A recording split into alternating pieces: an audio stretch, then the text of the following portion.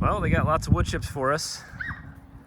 I don't think we can take them all, but we'll get as many as we can get.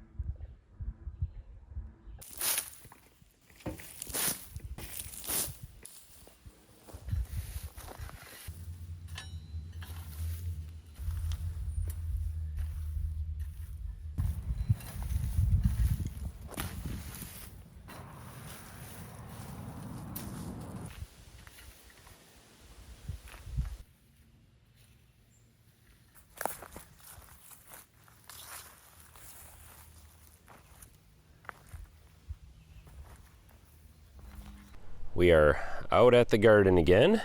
I have the main path all wood chipped, and you'd be surprised at how much that took. I mean, that's about 75% of this trailer just to get the path. And we still have a lot to do, obviously. I want to get in between all of these rows, and eventually we'll get in between all these plants. I'm not going to do this probably today. We'll see how many wood chips I have left. I'm going to do the back half first. We've got a lot less grass and weeds growing up in between the rows here. So if I'll cover this stuff over. Out here, I put a lot more hay. You can see, I mean, how much weeds and grass grew in these areas. I heavily fertilized these areas where I was going to grow corn, especially, and with the tomatoes here. And so you can see a lot more weeds grew in there. That's from our compost, had a lot of grass seed in it. So I'll probably take the tiller and run it in between these rows just to kill, turn up some of this stuff. Try to do that without messing with the tomato plants too much. Probably run down some of these aisles here and stir that up a little bit before I wood chip it as well. But this is what I want to prevent. This is what one of the main reasons that I put wood chips out here. I've talked about this many times, but wood chips are your garden's best friend. I'm going to talk about some myths and some misconceptions, as well as some benefits of using wood chips in the garden and how to use them and where to get them. So that's going to be kind of the deal. But this is one of the main purposes of having wood chips in the garden, is that you're not going to get all this weed growth in here. Now we're still going to have to deal with weed growth around the bottom of this corn until it gets larger. Once this grows about waist high, it will be strong enough where I can come in here and nudge those wood chips right up around the stalks, and that will help keep all the weeds down. So it's really just the beginning phases of your garden that you're going to have to do a lot of weeding if you use wood chips right. Potatoes growing in here, you know, these right now I've got some weeds and grass and things growing up in between the potatoes. I'll come in here and kind of weed this out. Got some smaller ones coming up here still. I'll kind of weed these things out and just keep this knocked down. But as soon as these potatoes grow up big enough, they're going to shade this entire section, and there won't be any weeds left at that point.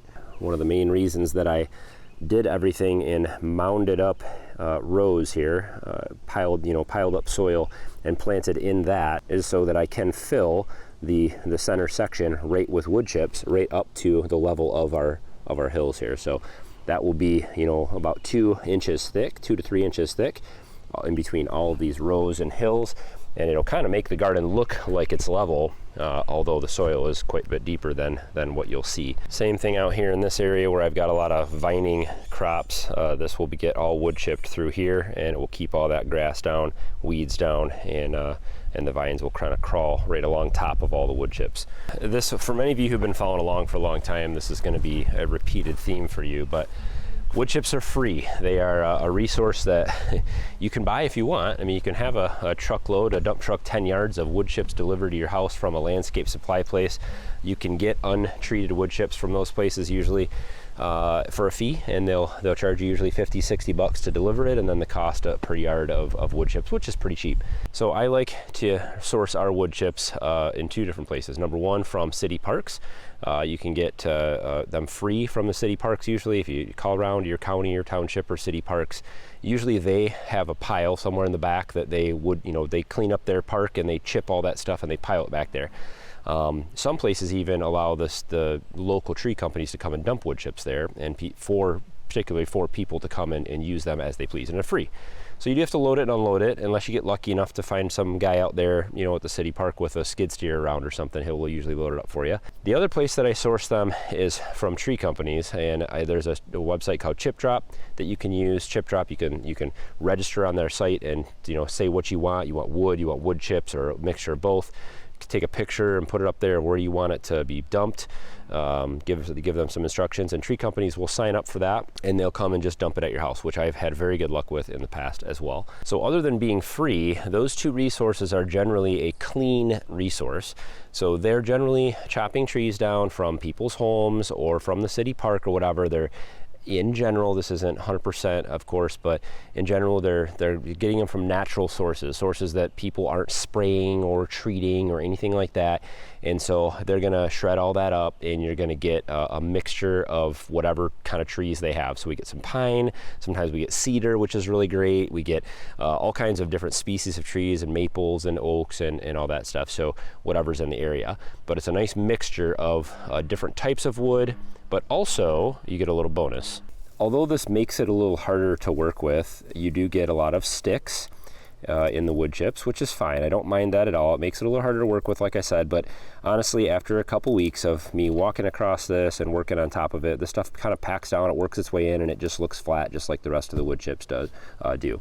But the bonus for your garden is you're gonna get a lot of leaf litter in here also. So these are generally cut in the spring or early summer when the trees do have leaves on them.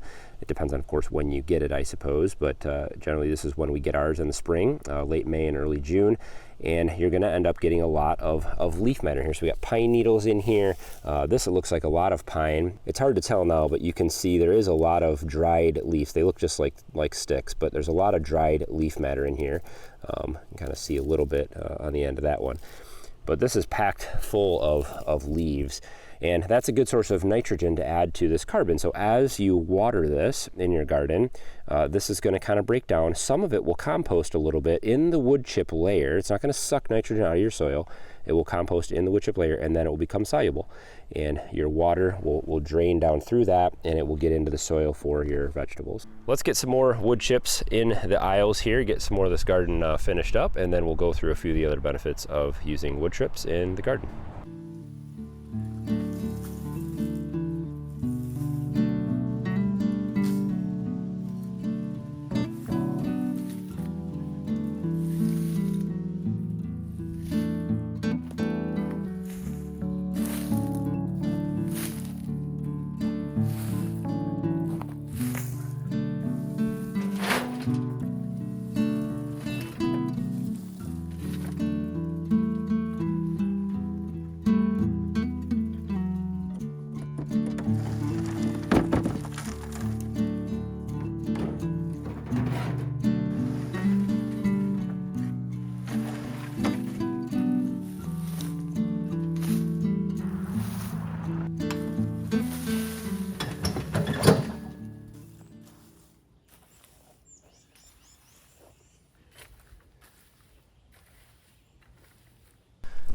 All right, we've got half of the garden finished. Still have a lot more to do, so we'll have to go get another trailer and truck load full of chips another day, and we will take care of this side over here. So we've talked about a few of the advantages of wood chips, but here are a few more that you may not have thought of. It's important to understand what we're trying to do here. Now, this is a first year garden, so we have very poor soil quality up here, and so it's going to take a couple years for us to build really good soil here.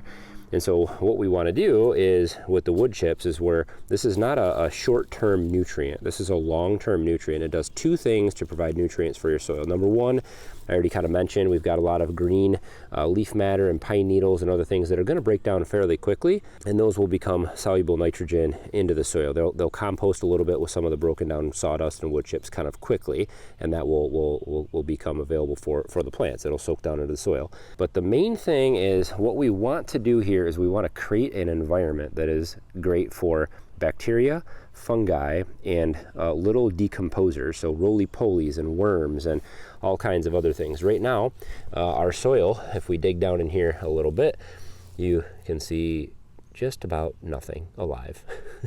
It's not very good.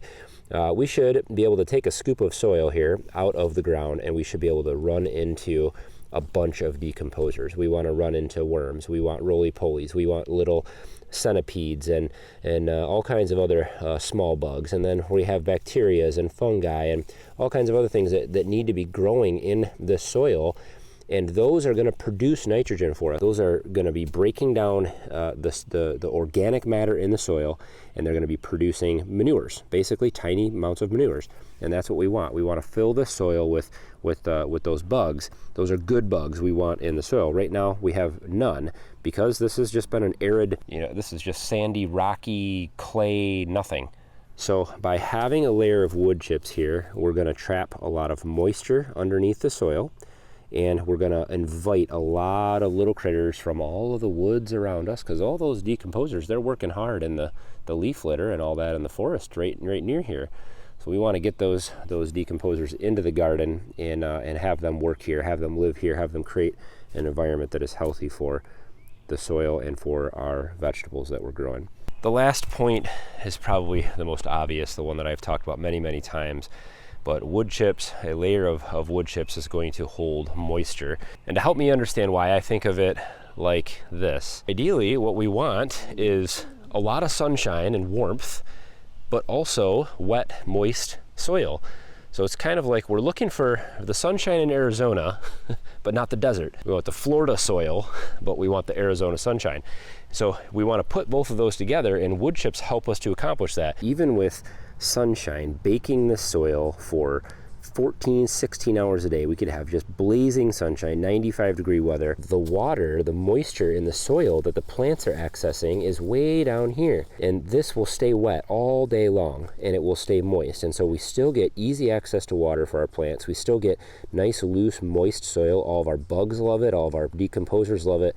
But we can cover that soil up, keep it protected. It's almost like the soil's in the shade all day, the roots are in the shade all day. We get that nice wet Florida environment, but then on the surface, we get all the sunshine that these leaves need to photosynthesize. This is kind of our phase 2 to a first year garden, or getting started on our garden, is getting the wood chips in. There's lots more work to do on this garden. We still need to protect it from critters and predators, the garden predators, rabbits and deer and things like that, which are already starting to take advantage of this garden. We need to protect it from them. That'll be coming up here soon. And we're going to be doing a lot more with trellising and supporting growing plants and vining things like grapes and grape arbors and all that stuff. So we've got lots more work to do to complete this garden. So hopefully you guys will stick around for those videos upcoming this year and into the fall. Hope you guys enjoyed today. Don't forget to hit thumbs up, always helps me out a lot. And hopefully you'll tag along, hit subscribe, and join the fun. As always, guys, thanks for watching. Have a good one.